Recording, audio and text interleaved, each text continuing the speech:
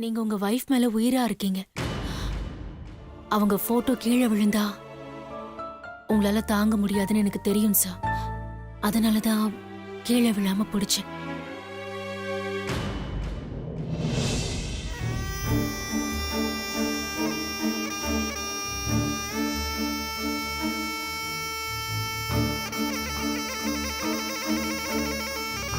Sir, முதல்ல உங்க கை என்னாச்சுன்னு பாருங்க.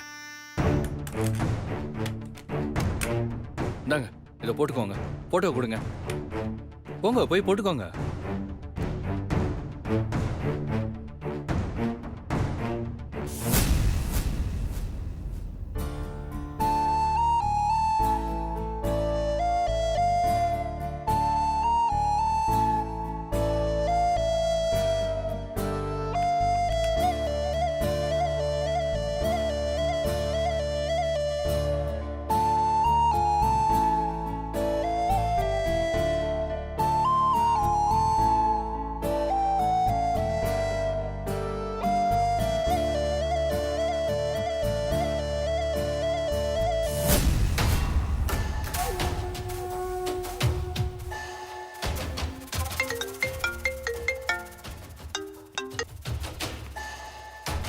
ஹலோ, உன் ஃபோனுக்காக தான் வெயிட் பண்ணிட்டு இருந்தேன். இன்னைக்கு எனி ஸ்பெஷல் நியூஸ்? நான் சிவா ரூமை கிளீன் பண்ணும்போது அங்க சக்தி போட்டோ மாட்டி இருந்தது. அதாவது அவங்க கல்யாண போட்டோ. எப்படிரா அவனை நம்ம வழிக்கு கொண்டு வரலான்னு யோசிச்சுட்டு இருந்தேன். அந்த நேரம் பார்த்து எனக்கு ஒரு ஐடியா தோணுச்சு. நானே அந்த போட்டோவை தள்ளி விடுற மாதிரி தள்ளி விட்டு அந்த போட்டோ கீழே விழ போகும்போது அதை நானே பிடிச்சிட்டேன். என் கையில அடிபட்ட மாதிரி நடிச்சேன். அதை பார்த்து சிவாவும் பதறணும். பார்க்க நல்லா இருந்துச்சு. நானும் சென்டிமெண்டா பேசினேன். சிவாவும் என்ன நம்ப ஆரம்பிச்சிட்டான். Very good. இப்படியே உன்னை முழுசா நம்புற மாதிரி பண்ணிடு. அப்பதான் சிவா முழுசா உன் கண்ட்ரோலுக்குள்ள வந்துருவான்.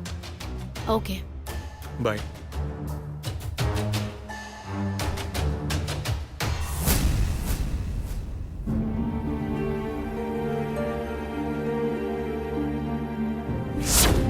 இவளை பார்க்காம இருக்க முடியலையா?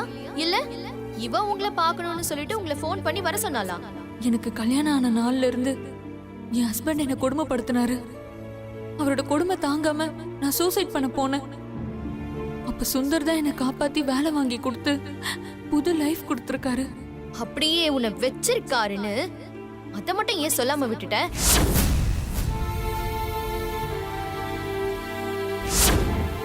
சரி மீனாட்சி, நீ என்ன சொன்னா நம்புவ? இல்ல நான் என்ன செய்யணும்னு சொல்லு.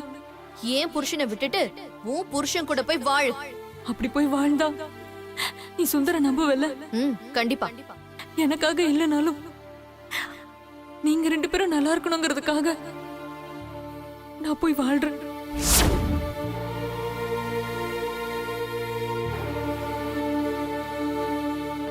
தம்பி பாஸ், இந்த ஃபைல்லாம் பார்த்து சைன் பண்ணிருங்க. நான் அப்புறமா வந்து எடுத்துக்கிறேன். தம்பி பாஸ், தம்பி பாஸ், என்னாச்சு தம்பி பாஸ்? ஏன் இப்படி அப்செட்டா இருக்கீங்க? ஒன்னும் இல்ல ரன்பீர், உட்காரு.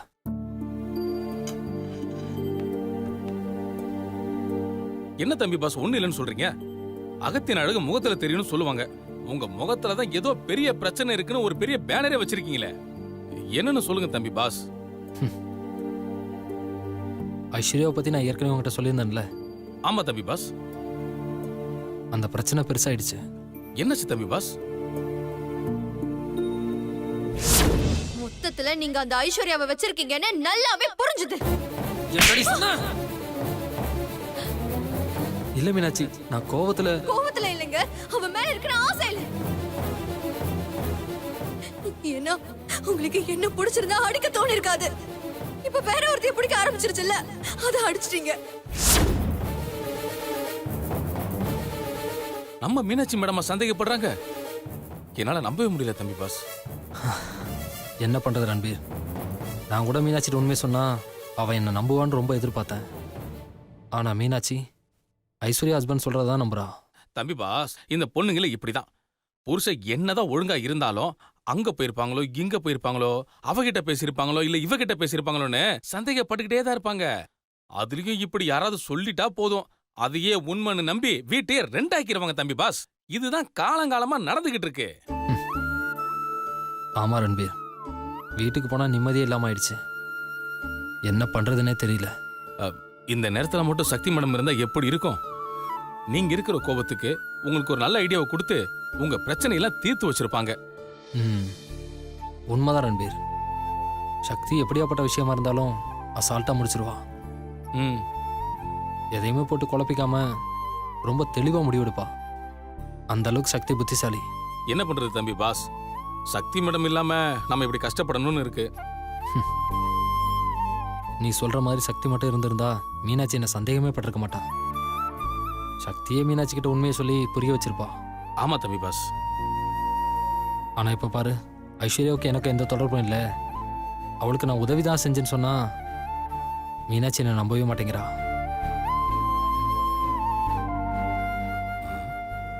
தம்பி பாஸ், எனக்கு ஒரு ஐடியா. என்ன? இந்த முள்ள முள்ளால எடுக்கணும்னு சொல்ற மாதிரி, வைரத்தை வைரத்தால அறுக்கணும்னு சொல்ற மாதிரி மீனாட்சி மேடத்தை நம்ப வைக்க என்கிட்ட ஒரு அருமையான யோசனை இருக்கு தம்பி பாஸ். என்னையா சொல்ற? நீங்க எதுக்கும் கவலைப்படாதீங்க தம்பி பாஸ். மீனாட்சி மேடத்தோட சந்தேகத்தை உண்மையாக்கி நீங்க தப்பு பண்ணல, உதவிதான் செஞ்சீங்கன்னு அவங்களே சொல்ல வைப்போம். ரன்பீர், அது எப்படி முடியும்?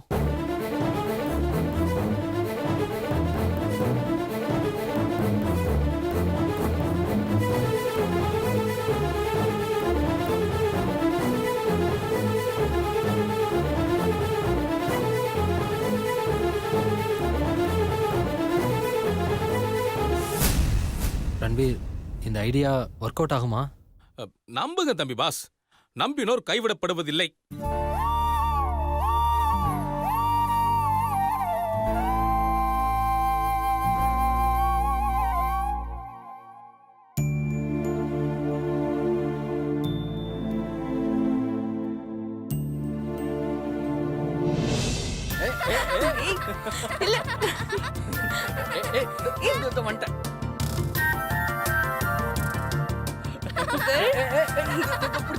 புடிங்க.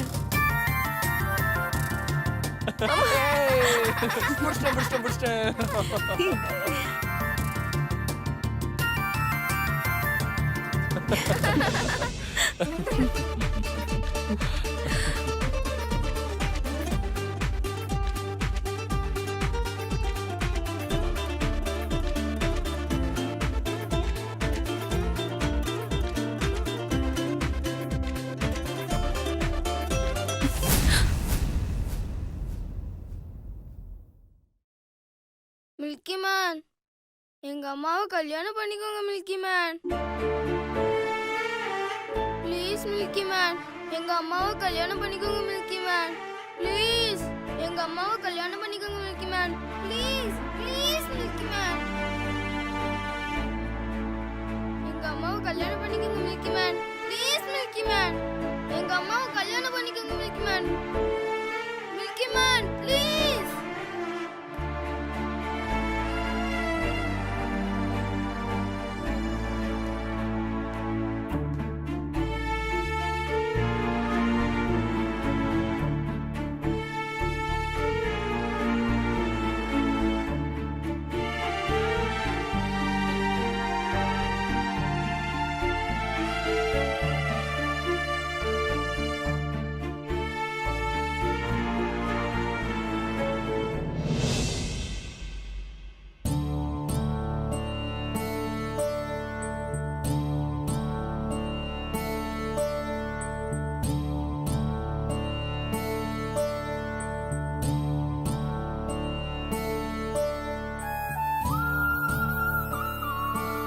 கடவுளே, மாமா சங்கீதா கூட ஒரு வாழ்க்கை சந்தோஷமா வாழ்ந்துட்டு இருக்கும்போது எனக்கே இப்படி ஒரு கனவு வருது. அப்படின்னா மாமா சங்கீதா கூட வாழலையா? அப்போ மாமா கூட நான் சேர்ந்து வாழ முடியுமா? என் மாமா எனக்கு திரும்ப கிடைக்க போறாரா?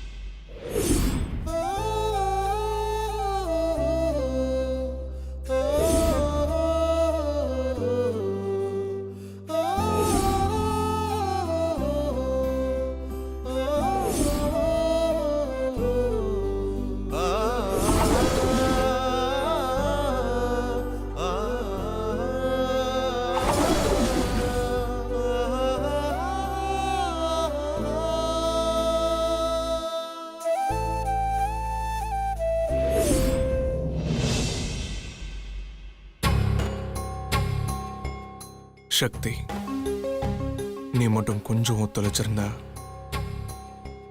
இந்நேரம் நம்ம புருஷன் பொண்டாட்டியா சந்தோஷமா வாழ்ந்திருக்கலாம். ஆனா நீ அந்த சிவாவை நினைச்சு உன் வாழ்க்கையை வீணாக்கிட்டு இருக்க. நீதான் அப்படி இருக்குன்னு பார்த்தா அந்த சிவாவும் உன்னைய நினைச்சு உருக்கிட்டு இருக்கான். முதல்ல உங்களை ஒருத்தர் பார்த்துக்க விடாம பண்ணணும். அந்த கேப்ல நான் உன்னை இம்ப்ரெஸ் பண்ணணும். உனக்கு என் மேல காதல் வரணும். அதுக்கப்புறம் தான் நான் உன்னை கல்யாணம் பண்ணி உன் கூட நான் சந்தோஷமா வாழ முடியும். இதெல்லாம் எவ்வளவு கஷ்டம் சக்தி. உன்னை மாதிரி ஒருத்தி கிடைக்க இந்த கஷ்டம் கூட படலனா எப்படி? இன்னைக்கு உன்னை வெளியில கூட்டிட்டு போய் எப்படியாச்சும் பேசி இம்ப்ரெஸ் பண்ணணும். உன் மனசுல எனக்குன்னு ஒரு இடம், என் மனசுல உனக்கு மட்டும்தான் இடம்.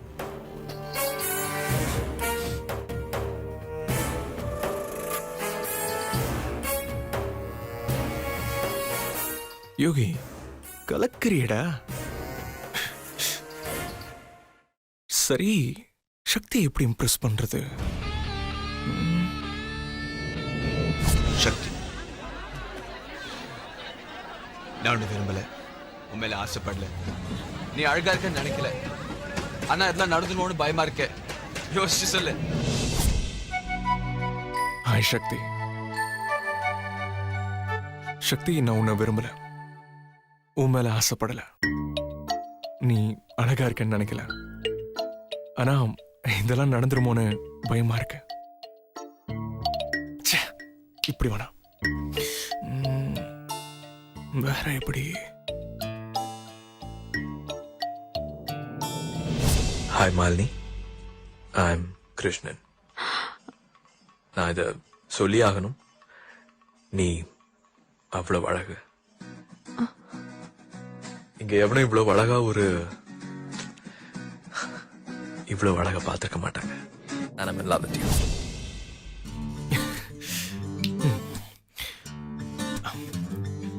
Hi Malini, I'm Krishnan. Hi Sakthi, I'm Yogi. நான் இதை சொல்லி ஆகணும். நீ அவ்வளோ அழக. இங்க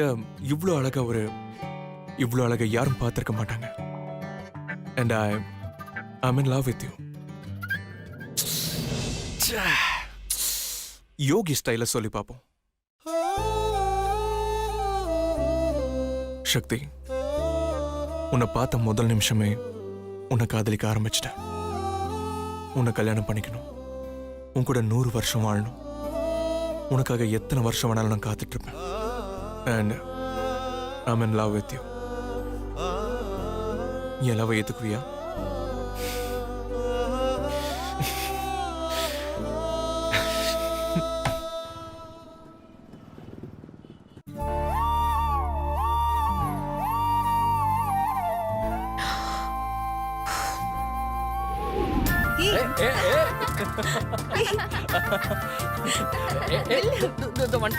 புடிங்க.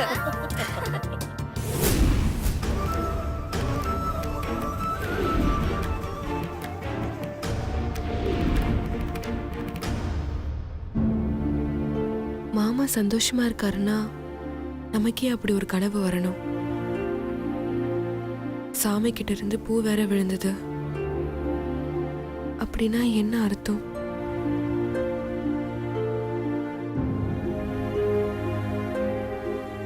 சக்தி,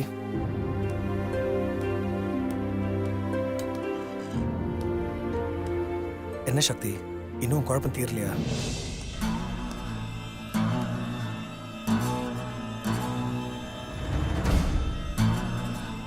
என்ன சக்தி, கேட்டுக்கிட்டே இருக்கேன், சைலண்டாவே இருக்கு.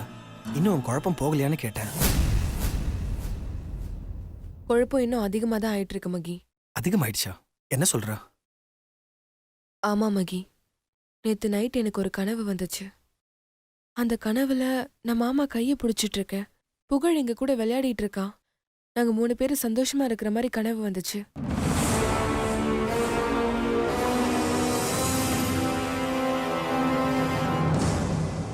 இதுல என்ன குழப்பம்?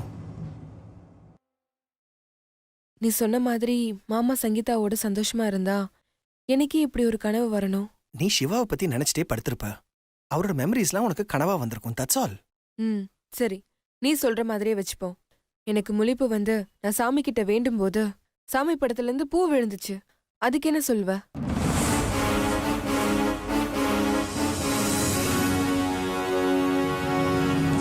சக்தி, நீ ஒழுங்கா பூ வச்சிருக்க மாட்டே, இல்லாட்டி அது காத்தடிச்சு கீழே விழுந்திருக்கும். எனக்கு என்னமோ அப்படி தோணல மகி. சக்தி, தேவையில்லாத விஷயத்துக்கெல்லாம் இந்த மாதிரி மனசை போட்டு குழப்பிக்கிட்டு இருக்காத. அப்புறம் வாழ்க்கையில நிம்மதியே இல்லாம போயிடும். அப்புறம் ஒர்க்ல கூட உன்னால ஒழுங்கா கான்சென்ட்ரேட் பண்ண முடியாது. எதை பத்தியும் திங்க் பண்ணாம ஒர்க் பண்ணு சக்தி. சக்தி, ப்ளீஸ்.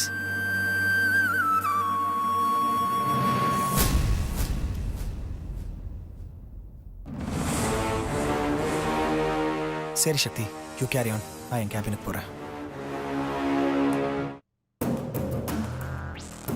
நேத்து நைட் எனக்கு ஒரு கனவு வந்துச்சு. அந்த கனவுல நான் மாமா கையை பிடிச்சிட்டு இருக்கேன். புகழ் எங்க கூட விளையாடிட்டு இருக்கான். நாங்க 3 பேரும் சந்தோஷமா இருக்கிற மாதிரி கனவு வந்துச்சு. மாமா சங்கீதாவோட சந்தோஷமா இருந்தா எனக்கே இப்படி ஒரு கனவு வரணும். எனக்கு முழிப்பு வந்து நான் சாமி கிட்ட வேண்டும் போது சாமி படத்துல இருந்து பூ விழுந்துச்சு. அதுக்கு என்ன சொல்வ?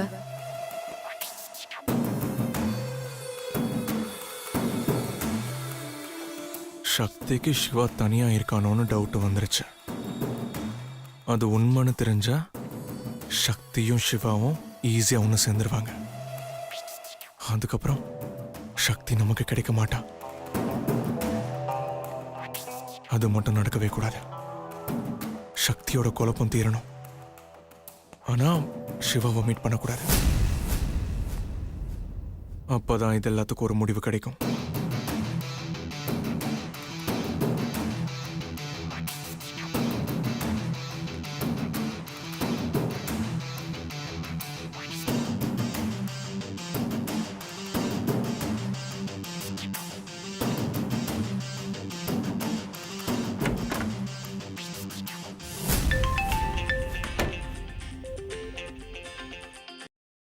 ஹலோ. ஒரு பிரச்சனை. என்ன? சக்திக்கு ஏதோ கனவு வந்திருக்கு.